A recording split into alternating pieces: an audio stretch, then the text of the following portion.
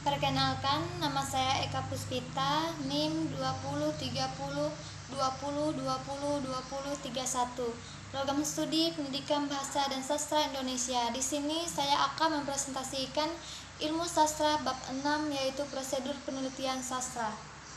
Langkah-langkah pertama yang harus dilakukan dalam setiap penelitian sastra adalah menentukan karya sastra. Apakah yang akan dijadikan objek material penelitian, dan permasalahan apakah yang akan menjadi fokus penelitian objek formal.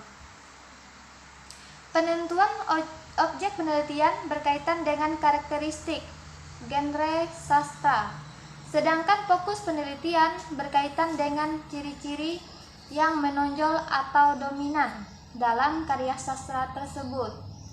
Walaupun semua karya sastra dapat menjadikan objek penelitian sastra, tetapi tidak semua karya sastra itu mampu memenuhi kebutuhan, tujuan, latar belakang, keterbatasan, dan penelitian.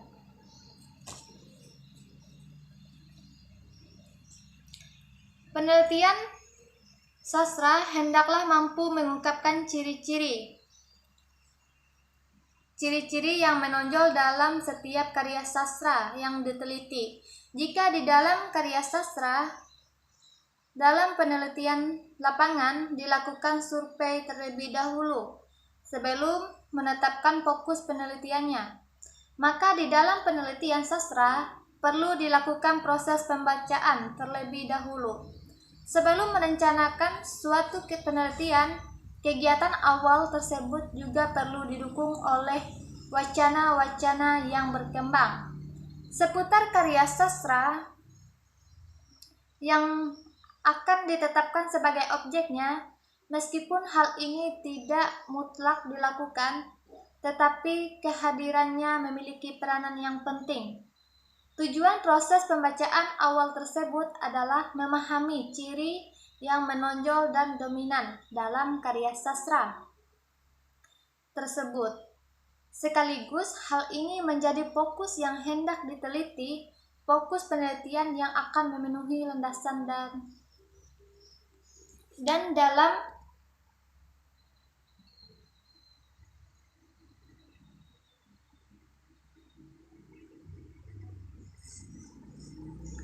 dalam tataran tematik dan isi karya sastra menjadi media bagi pengarang untuk menyampaikan pemikiran, pandangan, perenungan, penghayatan, dan menyikapkan tentang objek yang diungkapkan. Langkah kedua yaitu menyusun rancangan penelitian, tetapi karya sastra sebagai objek sekaligus menentukan fokus penelitian sebagai objek penelitian akan memudahkan penyusunan rancangan penelitian. Dalam langkah kedua ini dilakukan perencanaan langkah-langkah yang relevan bagi suatu penelitian sastra secara ilmiah. Alur kegiatan penelitian sastra akan tampak pada rancangan penelitian ini.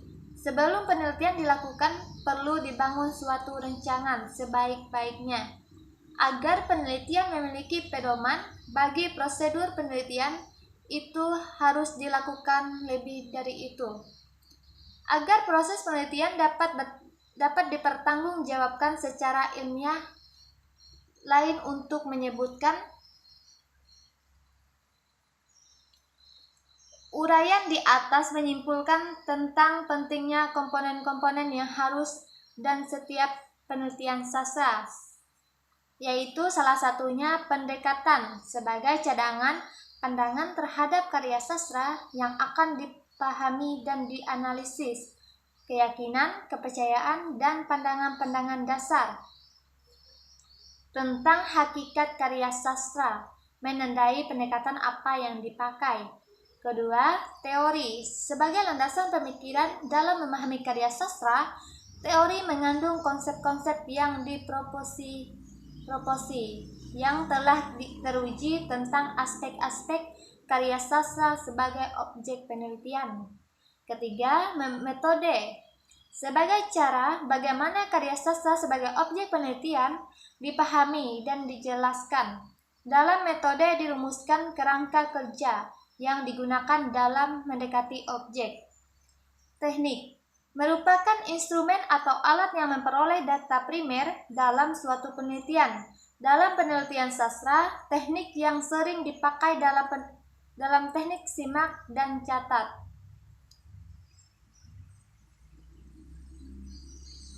Langkah-langkah ketiga yaitu landasan teori.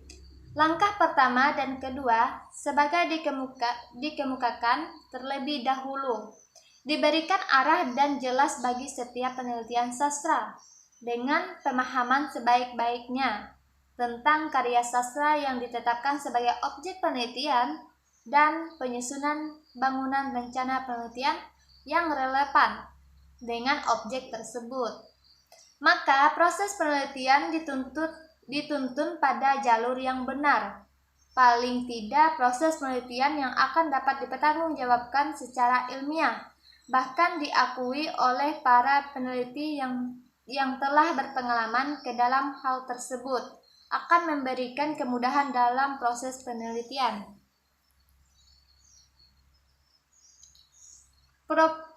Proposi teori yang dijadikan landasan dan kerangka berpikirnya yaitu konsep-konsep tentang ideologi, konsep-konsep tentang ideologi dan sastra, gambaran jagat, kepengarangan dan kesusasteraan Indonesia, konteks sosiokultural yang melatar belakangi pencipta karya sastra pada novel. Berdasarkan sub-sub tersebut dapat disusun landasan teori yang dapat dijadikan landasan pemahaman untuk menjawab rumusan masalah dalam dan tujuan penelitian, menjelaskan tentang sub-sub bab tersebut bersumber pada kepustakaan yang ada atau dari pendapat para ahli secara meteorologis, juga mengarahkan pada langkah-langkah yang menganalisa teks novel sebagai objek penelitian. Sekian dari saya, kurang dan lebihnya terima kasih.